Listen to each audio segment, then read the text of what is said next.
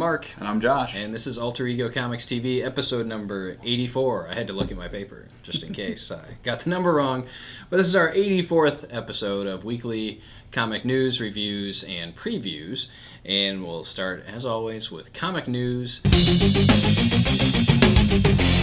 Not a whole lot this week. But the big news is Joss Whedon, the writer and director of The Avengers, the biggest movie ever. Is it the biggest movie ever? Did it dethrone Avatar yet? No. Is returning to write and direct Avengers 2, or Avengers the sequel, as well as developing a Marvel TV series for ABC. So that's all kinds of awesome. Yeah. Do we know if this is connected to the earlier rumor of a non-superhero based Marvel series? Because that would seem logistically it's likely. Possible. I mean, they were talking about Alias for a little while. Cool. They're talking about developing a TV series that is set within the Avengers universe but doesn't involve superheroes. So S.H.I.E.L.D. agents, something along those lines. So who knows what we're going to see. But the good news is that Joss Whedon is leading the charge, and we're in good hands. Yes. We should all rest easy. And it'll be canceled. Yes, that's only if it's on Fox. That's all Joss Whedon. Joss has never done anything for ABC, I don't think. What channel was Roseanne on? He didn't exec produce. That was ABC. Was it ABC? Yeah. And that ran for like 9 years. Joss Whedon is developing a new series starring Roseanne Barr. John Goodman will play Hank Pym. Yeah. Anyway, I could go in a lot of different directions there, but instead we're going to toss things over to Josh, who will give us our top picks, or start things off with the top picks for last week. All right, last week we got a new number 1 on the shelves, and I know you may have been confused when you saw a couple weeks ago we had 700 different covers for Walking Dead 100, and if anything makes you feel like the 90s, it's a new Gambit number 1. Gambit number 1 on the shelf, written by James Azimuth with art by Clay Mann, and it's kind of a return to form. Gambit hasn't had a solo series in a decade or more, and it's a lot of fun. You see him kind of self-contained. He's not interacting with any of the other X-Men. It's kind of a solo adventure, being a thief. It sets up his mindset, what's going on in the universe, how he spends his free time, and it was a lot of fun. It was from Gambit's point of view, Gambit's kind of mentality. If you're a Gambit fan, it's a no-brainer, must read. I will continue my streak of talking about each issue of Spider-Man as it comes out. Spider-Man number 4 is by Brian Michael Bendis and Sarah Pichelli, and this is the payoff issue. This is the issue where, bringing people up to speed, our Spider-Man, Peter Parker, has been transported to the Ultimate Universe where he's interacting with Ultimate Comics Spider-Man Miles Morales, as well as the supporting characters over there. And in this issue, he has a sit-down with that Ultimate... with the Ultimate Universe's Aunt May and Gwen Stacy, and it is just awesome. It's very emotional because in their universe, their Peter Parker is dead. He didn't live past being a teenager. So they get to see what a grown-up version of Peter Parker would look like and sound like, and Aunt May recognizes right away after talking to Peter, this is my Peter. I did well because he would have evolved into this. And the ultimate version of Gwen Stacy is asking our Peter, is there a Gwen Stacy in your world? And Peter just kind of dodges the question because he doesn't want to have to tell her that his version of Gwen Stacy is dead. Just very emotional, great dialogue from Bendis, and we'll get to that again down the road here. But really, nobody does character development and dialogue like Brian Michael Bendis, at least in the Marvel universe. And it was just a joy to read. I'm telling you, if you're not reading it now, you're missing out. If you're a Spider-Man fan and you're not reading it, what's wrong with you? And when this finally is collected in trade paperback or hardcover, you absolutely want to check it out. Also great last week, we had Batman number 12, another book that we talk about almost every issue. Written by Scott Snyder. This time we have art by Becky Cloonan. This is a great kind of one-off issue. You don't really need to have been following the previous Batman stuff to pick it up and enjoy the heck out of it. You see some other people whose world has been affected by Batman. You see this girl and her brother and how the presence of the Dark Knight has affected their lives. It's so great. Batman is in it just enough to be awesome, and it kind of interacts with Batman continuity. We see some scenes from previous Batman issues, and it just continues this feel that Scott Snyder can make Batman do anything. I mean, this is a Batman issue with Batman for a page, 2 pages, and it's great. It feels like Batman. It's so much fun, and you really get a feel for those street-level Desmons of Gotham. And the character of Harper Row, apparently she was in like Batman number 3, but I don't remember her character at all from Batman 3. I'd have to go back and check it out. But she is a very interesting character. I would totally read more about Harper Row. which is a crazy name. To me, that sounds like a street or something, some section of town, Harper Row. And Cloonan's artwork is perfect for this type of story. I would love to see Becky Cloonan and Scott Snyder work together again on something, because this was just a lot of fun. My pick of the week this week is Archer and Armstrong #1 by Fred Van Lente and Clayton Henry, and this is published by Valiant Comics. And again, if you would have told me a year ago I'd be singing the praises of Valiant Comics, I would say you're crazy. But this is now the third of the Valiant books that I have made my pick of the week, or at least really enjoyed, kicking things off with X-O Man of War, Harbinger, and now Archer and Armstrong. And for those just tuning in, I had never read any Valiant comics in the 90s, so the Valiant universe is completely new to me, and I'm able to pick these books up and get into them without any previous knowledge. Archer and Armstrong is about two unlikely bedfellows, for lack of a better term. Archer is an immortal.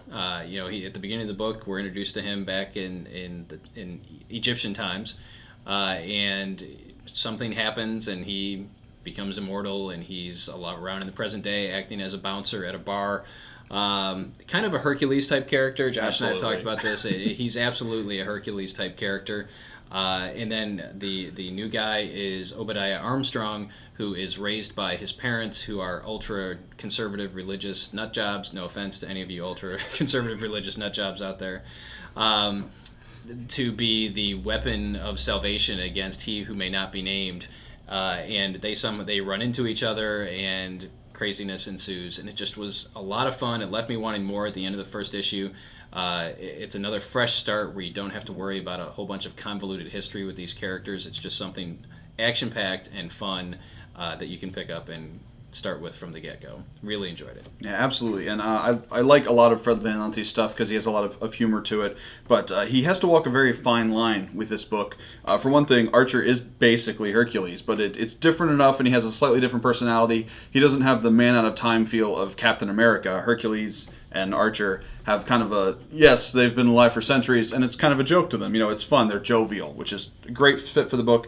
And the especially fine line to walk is with Armstrong, because his family he comes from are sugar-crusted nut bars. I mean, they're crazy people. And you have to walk a line between, do you make him too crazy? Do you not make him crazy enough? And how he reacts to it, without making it a political thing, without making it about commentary. And I thought he did an amazing job. At first I was very concerned, and the through line really made me actually care about this character and want to read more. So Archer and Armstrong is great. Also great, also going back to Spider-Man from Brian Michael Bendis, Avengers 29. New Avengers. New Avengers 29. Not to be confused with Avengers, Secret Avengers, Avengers Academy. Avengers Light. Yes. This is New Avengers. Yes. It's like New Coke. Art by Mike Deodato. And this is great.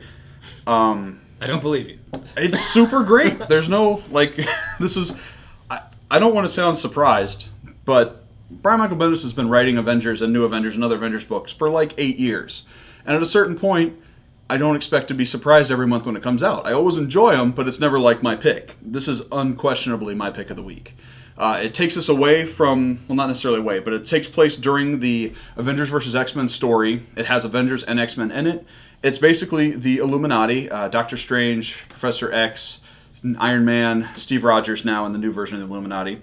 And the question mark, of course, is Namor. So you've got people on both sides of the fight getting together to talk about it, and it's amazing. It's this great interaction from characters who have the power to shape the universe and what it's like when their hands are tied. You see these relationships, some of which have been going on for decades in comics. You see the interpersonal interplay, and they're just... It's so great. This is Marvel Comics to me. This book, these characters together, interacting, and it's just a can't-miss issue. This was a close runner-up to pick of the week for me, too. And I am a self-professed Marvel junkie. I cut my teeth on Marvel Comics in 1983, give or take, and have been with them ever since. And the great thing about this is the history between the characters, that you've got Namor on one side and Captain America on the other side, and these are they're brothers. They say in the book, they're in that Band of Brothers era. They fought together during World War II, and they've been on the Avengers together over the years. But now they're on opposite sides of this fight, and just the dialogue again, the characterization. This is Bendis doing what he does, doing the good stuff. And I know a lot of people have issues with Bendis being too wordy, or maybe you don't want to read a bunch of dialogue between characters in comics when you're reading a superhero book. Put that aside, because this is just so enjoyable. If you're a Marvel fan, you absolutely want to pick this one up. And I'm kind of curious to see where things go and see what Bendis does as we move into Marvel Now. So those were our top picks. Let's move on to this week's best bets. And hey, look at that. Avengers vs. X-Men number 10. We're getting closer. We're 3 issues away from the end of Avengers vs. X-Men, the end of everything as we know it. And Marvel Now will spring out of that. But it's been a decent ride. It started strong. Maybe could have been cut down a few issues rather than a 12-issue series. Maybe it could have been a 6 or 8 issue series. I don't know. But I've been enjoying each one, and the next issue makes our best bets. Before Watchmen, Rorschach, wasn't that guy? Horshack from Welcome Back, Kotter. Welcome back. Well, I would read that book. Before Watchmen, Horshack. Hey, that's Mandius. Up your nose with a rubber hose. Those of you that may be too young to remember Welcome Back, Kotter. Yes. Anyway. Before Watchmen, Rorschach number 1 is by Brian Azzarello and Lee Bermejo, the team behind Joker, the Joker story that came out shortly after The Dark Knight, as well as the Luthor story, a bunch of one-word books. And Lee Bermejo, of course, was the writer-artist on Batman Noel last year, which we both really enjoyed. It was a great Batman story. So, curious to see what they do with Rorschach, arguably the most popular character in the Watchmen universe. We've got Revival number 2. This is by Tim Seeley and Mike Norton, and we are sold out of Revival number 1, as is most of the world. There is a second print available, but if you're a Walking Dead fan, you should definitely check out Revival. And Saga number 6. A little book called Saga that we love every month that it comes out. That'll be out this week.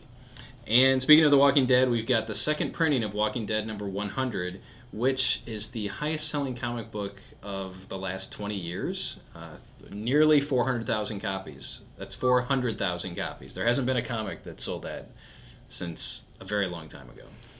Granted, they had like 10 different covers, but that's the way it works when you hit those high numbers. But we'll get the second printing of number 100 in, so if you missed out on that, you can pick that up. And issue 101 comes out at the same time. So we're going to be stocking the single issues for as long as we can, so that those of you that are reading the trade paperbacks, once you finish volume 16, you can jump onto the single issues and get your monthly dose of Walking Dead. That is it. You got anything else to say to the people? No. No? Okay. Just checking. Never know. I appreciate that. Yes. All right.